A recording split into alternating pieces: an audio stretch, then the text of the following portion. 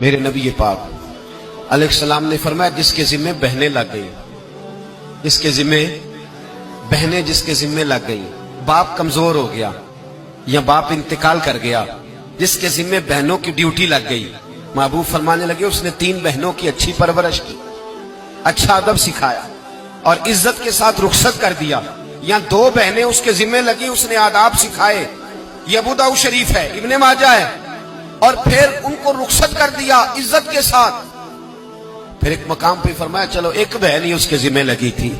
اس نے ادب سکھائے، آداب سکھائے، عزت سے رخصت کیا، حضور کیا ملے گا؟ فرمایا باقی نیکیوں والوں کو ثواب ملے گا، جو بہنوں کا بوجھ اٹھائے گا جس طرح میری 2 انگلیاں جڑی ہوئی ہیں اس طرح میرے ساتھ جڑ کے جنت میں داخل ہو جائے گا۔ ابھی اس حق کا تعین کس نے کیا؟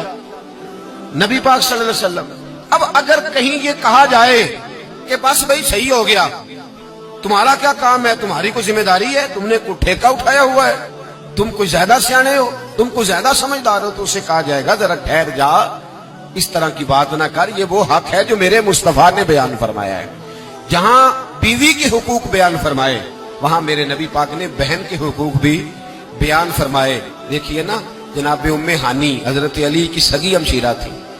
نبی پاک صلی اللہ علیہ وسلم کی چچا زاد بہن تھی، پر اللہ کے رسول ہمیشہ انہیں تحفے بھیجا کرتے، ان سے محبت فرماتے، ان کے بچوں کے ساتھ پیار کرتے۔ فرمایا علی کی بہن نہیں، یہ میری بھی بہن ہے۔ کیا لوگوں کو تاریخ کی وہ بات یاد نہیں؟ آج میں نے دیکھا ہے بھائی کے پاس شاہ خرچیوں کے لیے بڑے پیسے ہوتے ہیں، بھائی کے پاس بڑا سرمایہ ہے، جب شاہ خرچیاں کرنی ہو، سال کے بعد 2-3 چکر کاغان نران کے بھی لگانے ہو، تو اس کے پاس روپیہ ہے، پیسہ ہے، اور اگر اس کی اماں کہہ دے کہ بیٹا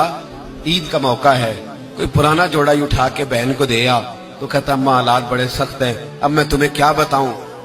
ہمیں وہ بات یاد نہیں کہ نبی پاک کی رضائی بہن جناب شیمہ جب ان کے قافلے کے خلاف مسلمان لڑے، انہوں نے جنگ کی اور وہ قید ہو کے آئیں، تو حضرت ابو ہریرہ سے کہنے لگی جا کے مصطفیٰ کریم کو بتاؤ میں تمہاری بہن ہوں۔ حضرت ابو ہریرہ کہتے ہیں میں بی بی کا پرانا دوپٹہ دیکھتا، اس کی کیفیات دیکھتا، پھر جملے دیکھتا، مجھے سمجھ نہ آتی، تو میں نے جا کے حضور سے کہا کوئی شیمہ نام کی بی بی ہے؟ تو کہتے ہیں ابھی میں نے جملے بھی پورے ادا نہیں کیے، نبی پاک ممبر سے اٹھ کے کھڑے ہو گئے اور رسول پاک کی چادر مبارک ممبر پہ رہ گئی، محبوب اٹھ کے گئے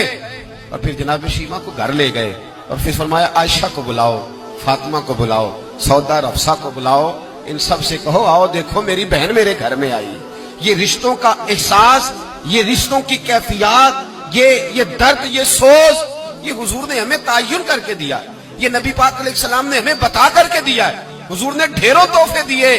اور ایسی آفر کی جس کے لیے امت تڑپتی ہے، ترستی ہے۔ حضور نے فرمایا شیمہ اگر تو پسند کرے تو تیرے لیے مدینے میں مکان نہ بنا دوں، اگر تو کہے تو یہاں تیرے لیے مکان نہ بنا دوں جہاں 70,000 فرشتے روز سلامی دینے آتے۔